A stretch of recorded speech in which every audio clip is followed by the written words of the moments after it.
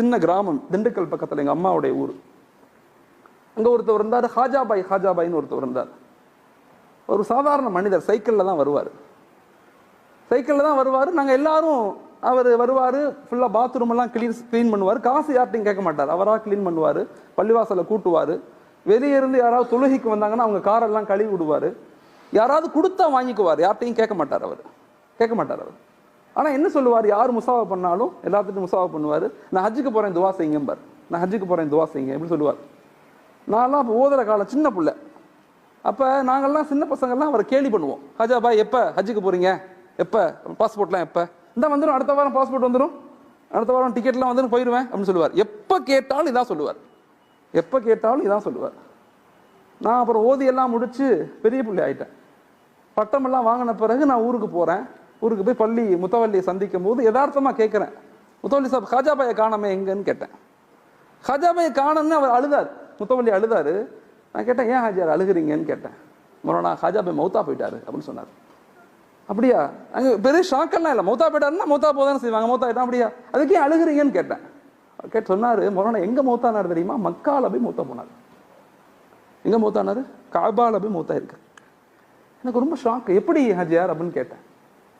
மொரோனா என் தொழுகைக்கு ரோட்டு மேலே அந்த பள்ளி இருக்கும், மக்கள்லாம் தொழுகைக்கு வருவான் காரை நிப்பாட்டிட்டு. ஒரு ஆள் தொழுகைக்கு வந்திருக்காரு, காரை நிப்பாட்டு தொழுகைக்கு வந்திருக்காரு. தொழுதுட்டு அவர் போகும்போது சாப்பாடு வாங்கி தரட்டுமா, காரெல்லாம் துடைக்கட்டுமான்னு ஹாஜாபாய் கேட்குறாரு. அதெல்லாம் ஒன்றும் வேணாம், நான் போகிறேன். அவர் போகும்போது முசாவா பண்ணியிருக்காரு. முசாவா பண்ணி நல்லா துவா இருக்கீங்களா, துவா செய்யுங்க, ஹஜ்ஜுக்கு போகிறேன்னு இருக்கார். அவர்கிட்ட போய் அவர் கேட்டார், எந்த ஹஜ்ஜுக்கு போகிறீங்க, எப்போ போகிறீங்கன்னு கேட்டார். அதெல்லாம் தெரியல, ஹஜ்ஜுக்கு போகிறேன். எந்த டிராவல்ஸில் போகிறீங்கன்னு கேட்டிருக்காரு. அவர் டிராவல்ஸ்லாம் என்னென்னு தெரியாது அவருக்கு. இந்த காரில் வந்தார்ல, இவர் டிராவல்ஸ் நடத்துகிறவர், இவர் எல்லாத்தையும் ஹஜ்ஜுக்கு அனுப்புகிறவர். முத்தவல்லியை கூப்பிட்டு கேட்டவுடனே இப்படி சொன்னோடனே ஒன்றுமே செய்யலை வந்தவர். ஹாஜாபாய் உங்கள்கிட்ட பேக் இருக்குதா அப்படின்னு கேட்டார். எனக்கு ஒன்றுமே இல்லை.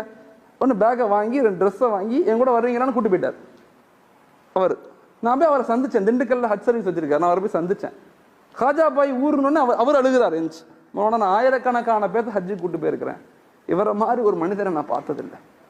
எல்லாம் முடிஞ்ச பிறகு லொஹருடைய தொழுகை, காபாக்கு வர்றோம், தொழுகிறோம், தஜிதாலே மௌத்தா போயிட்டார். எவ்வளவு பெரிய வாய்ப்பு. அவர்கிட்ட ஒண்ணுமே இல்லை, ஓட்ட சைக்கிள் மட்டும்தான் இருந்துச்சு. ஆனா அல்லாஹ் அவரை எங்க கொண்டு போயிட்டான். சில பேர் 50 உம்ரா செய்யறோம், 50 உம்ரா, மவுத்து அங்க ஆகணும்னு, மவுத்து கிடைக்கல, இங்க வந்து தான் மவுத் ஆகும்.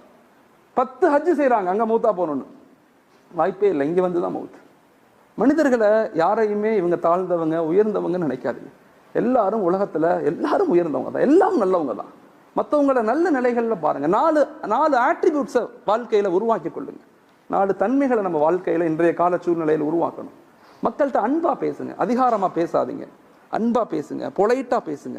மனைவிட்ட, குழந்தைகள்கிட்ட, நண்பர்கள்ட்ட, எம்ப்ளாய்கிட்ட, யார்கிட்டையுமே அதிகார தோரணை வரக்கூடாது. என் கண்கள்ல, என் நடையில, என் ட்ரெஸ்ஸில், என் பேச்சில் அழகா இருக்கலாம். நல்ல ட்ரெஸ் போடுங்க, அழகா இருங்க, சுர்மா போடுங்க, அத்தர் போடுங்க, எல்லாம் இருங்க. ஆனா எந்த நிலையிலும் அதிகாரம் நம்மள்கிட்ட வெளியாகக்கூடாது. பொலைட்னஸ் தான், சாதாரணமாக நம்ம இருந்துக்கணும். நம்ம எல்லாரும் ஒரு மலம் சுமக்கிற உடல். மௌத்தா போனா நான் மௌத்தாயிட்டேன்னு வச்சுக்கோங்களேன், என்னை என் பேர் கூட சொல்ல மாட்டீங்க, ஹலீல்னு சொல்ல மாட்டீங்க.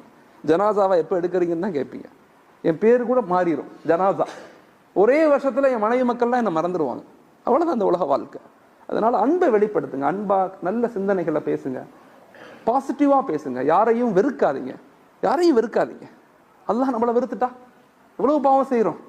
அடுத்தவங்களுடைய அதிகாரமா நடந்துக்கும் போது நம்மள்ட்ட அல்லாஹ் அதிகாரமா நடந்தா என்ன நடக்கும்? உலகத்துல வாழ முடியாது. அதனால முதல்ல அன்பாக நடந்து கொள்ளுங்க. யாரையுமே பெருசா தயவு செய்து அதிகார தோரணையில உங்களை குறைகளை முன்னெடுத்தாதீங்க.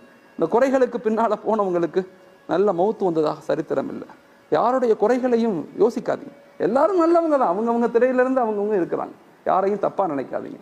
2வது, மக்களை அக்செப்ட் பண்ணிக்கங்க, ஏற்றுக்கொள்ளுங்க.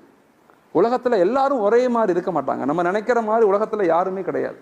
என் மனைவி நான் நினைக்கிற மாதிரி இருக்க மாட்டாங்க, நம்ம குழந்தைங்க நம்ம நினைக்கிற மாதிரி இருக்க மாட்டாங்க. எல்லாரும் அவங்கவங்கள மாதிரி தான் இருப்பாங்க. எல்லாரும் அவங்கவங்களுக்கு ஒரு ஆசை, அவங்கவங்களுக்கு ஒரு கோல் செட்டிங் எல்லாமே இருக்கும். அதனால எல்லாத்தையும் ஏற்றுக்கொள்ளுங்க. அல்ஹம்துலில்லாஹ் ஏற்றுக்கொள்ளுங்க. எப்ப அக்செப்டன்ஸ் வருதோ எங்கள்கிட்ட ஸ்ட்ரெஸ் இருக்காது, மன அழுத்தம் இருக்காது, எதுவுமே எங்களுக்கு நோயே வராது. எங்களுக்கு நோயே வராது. இன்னைக்கு உலகத்துல 36%, 37% முஸ்லிம்கள் நோயாளிகள். 100 பேர்த்துல 37 பேர் நோயாளிங்கிறான். ஹாஸ்பிட்டலுக்கு போனா நம்ம தான் அதிகமா இருக்கும். காரணம் என்ன? ஸ்ட்ரெஸ், மன அழுத்தம் எல்லாம். அதனால அக்செப்ட் பண்ணுங்க, ஏற்றுக்கொள்ளுங்க. அல்லாஹ் எனக்கு எதை கொடுக்குறானோ அது சிறந்தது. மாஷா அல்லாஹ். மூணாவது, எல்லா நிலையிலையுமே மக்களை மன்னிச்சிடுங்க.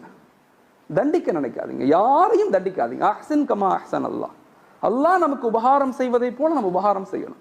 யாரையும் தண்டிச்சு கஷ்டப்படுத்திடக்கூடாது. அல்லாஹ் நம்மளை மன்னிக்கணும்னு ஆசைப்பட்டோம்னா மற்றவங்களை மன்னிக்கணும்.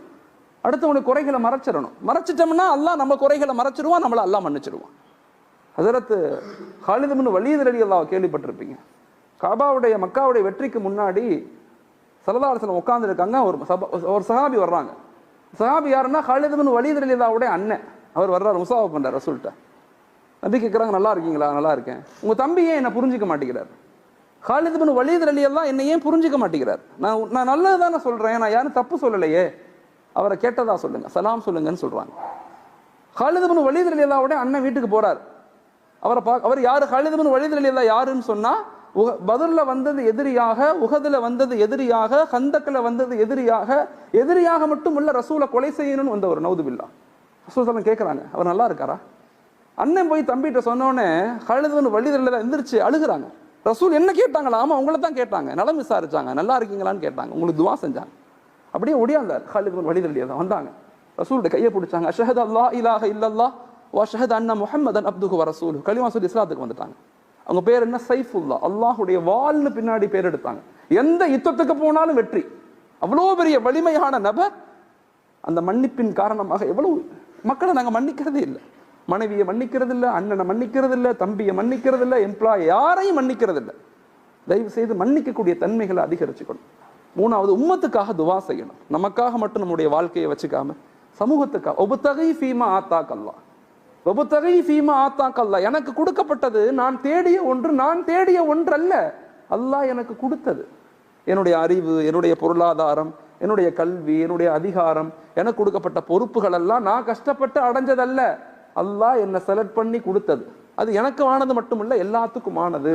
அப்படிங்கிற மனநிலையை நாமளும் உருவாக்கணும். நம்முடைய குழந்தைகளோட உட்காந்து பேசுங்க, மனைவியோடு உட்காந்து பேசுங்க, சமூகத்தை அல்லாஹோடு இணைக்க முயற்சி செய்யுங்க. எப்பயுமே பிரச்சனைகளை பேசாதீங்க, தீர்வுகளை பேசுங்க. பிரச்சனைகள் ஷைத்தான் இருக்கிற வரைக்கும் பிரச்சனைகள் இருக்கத்தான் செய்யும். பாசிட்டிவா திங்க் பண்ணுங்க. எல்லாமே நல்லதுக்கு தான், எல்லாம் நல்லா தான் நடக்குது. எல்லா மக்களும் இப்போ விழிப்புணர்வு அடைஞ்சிட்டாங்க. ஆனால் சரியான பிளான், சரியான சிஸ்டம், சரியான இலக்குகளை நம்ம உருவாக்கும் போது அல்லாஹ் நம்மளை கபூல் செய்கிறான். இந்த உம்மத்தை அல்லாஹ் தஆலா பாதுகாக்கிறான். அப்படிப்பட்ட சமுதாயமாக அல்லாஹ் என்னையும் உங்களையும் ஆக்கி அருளணும். ஆமீன். அஸ்ஸலாமு அலைக்கும் வரஹ்மத்துல்லாஹி தஆலா பரகாத்துஹு. ஜஸாக்குமுல்லாஹ். எங்கள் ஊரில்